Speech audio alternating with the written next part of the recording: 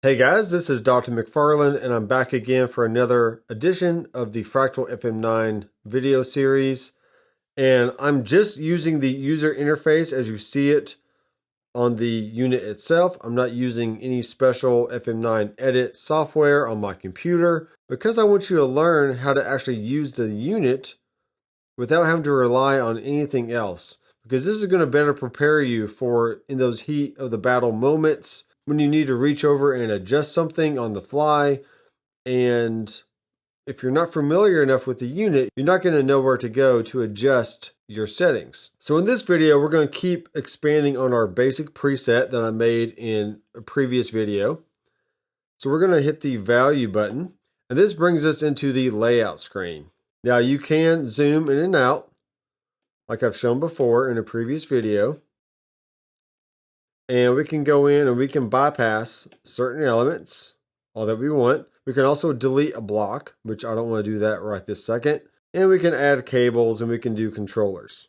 So when I first made this preset, I did not leave enough room for any additional blocks. So an option we can do here is use the page right button to go over to tools. And you can see that we can move a block, or we can move a block right, move it up, move it down. We can move a whole column if we want to. We can move a row up or down. We can copy a channel or copy a scene.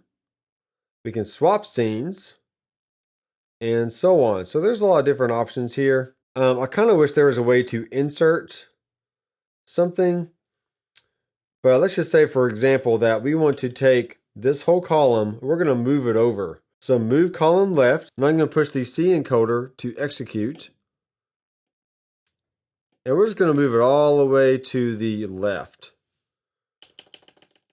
And then coincidentally, we're going to take the far right column. We're going to move this all the way to the right. And we're going to press execute. And this gives us plenty of space to work with here. Okay, I'm going to take my cab, and we're going to do something really special in this video. So I'm going to show you how to do that. So we're going to go execute and move the cab all the way to the end right before the output. But on second thought, maybe we want a looper in the chain. So we're going to need to capture that cab. So we're actually going to move this column back to the left one slot. And this should give us plenty of options here. So I'm going to move my reverb to the right one slot. And let's move my compressor. It might have been easier just to start with a new preset, but I do want to show you this example of how to move things around if you need to. So let's go ahead and move the compressor all the way to the beginning. And if we need to move our drive and amp options, then we can do that. But for now, I think we're pretty good. So let's go page left to get out of this view and go back into the edit mode. And I'm going to move all the way over to this last little area. And I'm going to start turning my dial till I get to the looper. And these are in alphabetical order. So once I found the block I want, I'm going to press enter. And there's really nothing else left to do. And what's cool is we can get back to our master layout area and we can click on looper. And now we have all the options here for record, play, once, half speed, erase, looper bypass, and reverse. And we can also tap our tempo in as well. So go back to the master area. I'm going to go into effects. And we can see that I've already kind of started adjusting my effects layout, and I'll go over that in a separate video. Well, I do want to start filling up all the main effects that I normally use. So for the next one, I'm going to put in a tremolo in this empty block. So start turning my value encoder till I get all the way up to tremolo and press enter. And you'll notice that we don't have any cables connected to any of these blocks. So we're going to have to go all the way back to the beginning and just hold down enter. And that made us a nice connection all the way across, which I see the amp and delay is still not connected. And also the drive and the amp is not connected.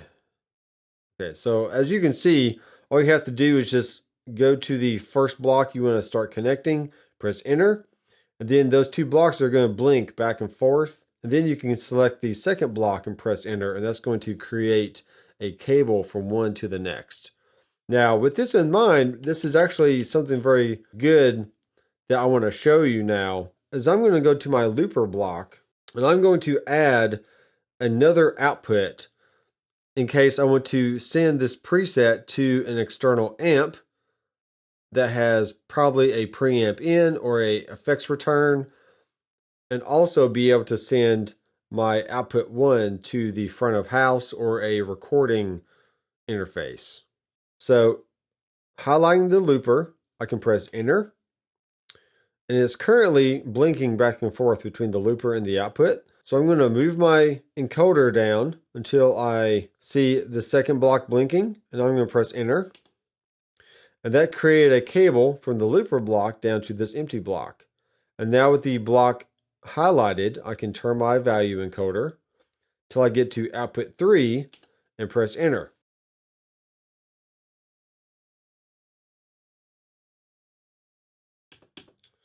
All right, so upon further review, I kind of caught myself here. So, but this is an important lesson for you to realize that you want your looper actually right before your cab, but then we're going to take a separate cable also before the cab and send it to a separate output. So while having the looper highlighted, I'm going to press enter, use my navigation down button to go down to a lower block, and then press enter again. That's going to create a cable from the looper to the block. And now with the block highlighted, I'm going to select output 3 and press enter.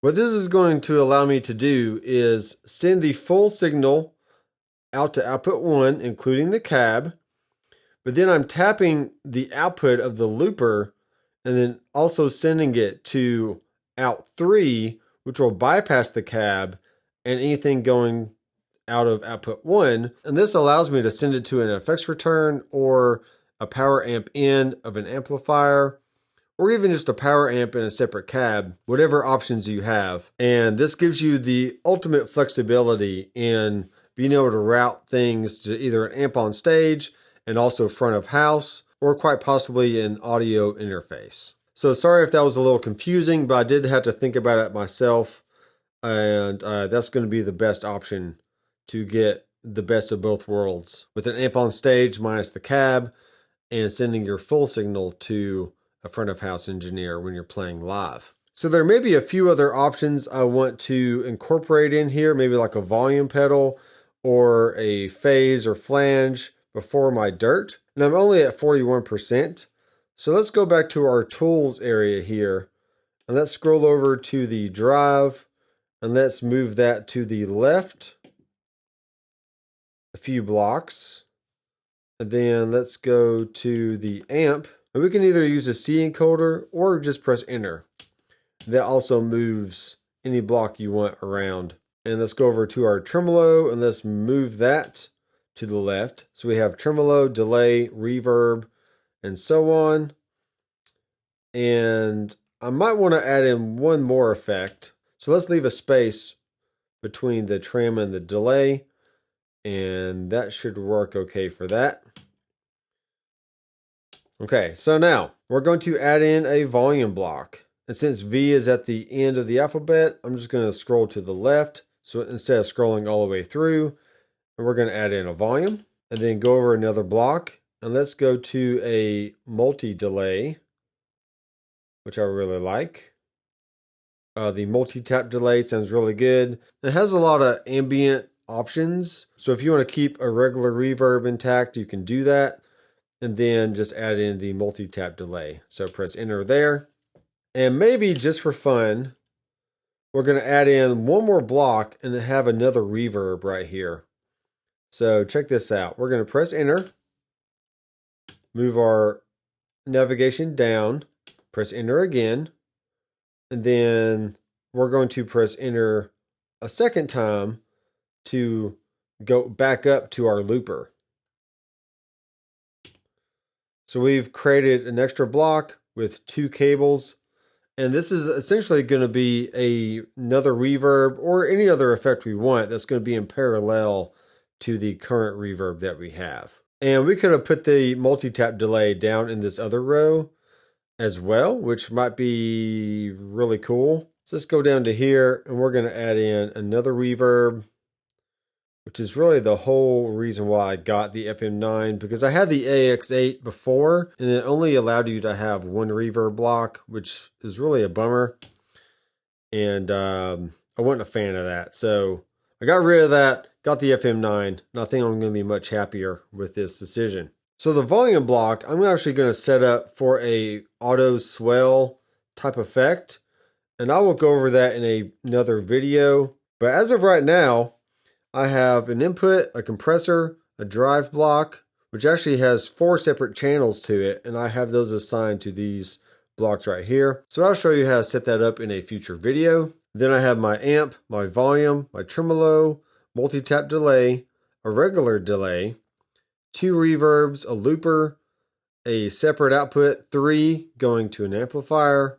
Then I have a cab, which I need to turn back on, because I had it off when I was going through my amp. But now that I've added in another output, I can turn that back on. So that'll work for that. And then I can go in and choose an appropriate cab for the sound that I currently have going on.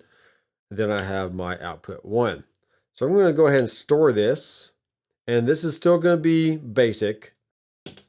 Press enter and enter. And there we go. So if you have any questions about what I just went over, feel free to leave a comment down below and let me know your thoughts.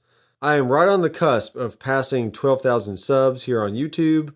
I started getting really serious about my YouTube channel back in 2017, but even though I put in tons of work over the years, I think about 20% of the people that watch my videos are actually subscribed. So if you want to help support the channel by subscribing down below and clicking the bell, that would be amazing. And I do have a goal to reach 20,000 subs by the end of this year. I think it's very, very doable if all you guys actually hit the subscribe button that end up watching my videos. So once again, the Fractal FM9 is an amazing unit.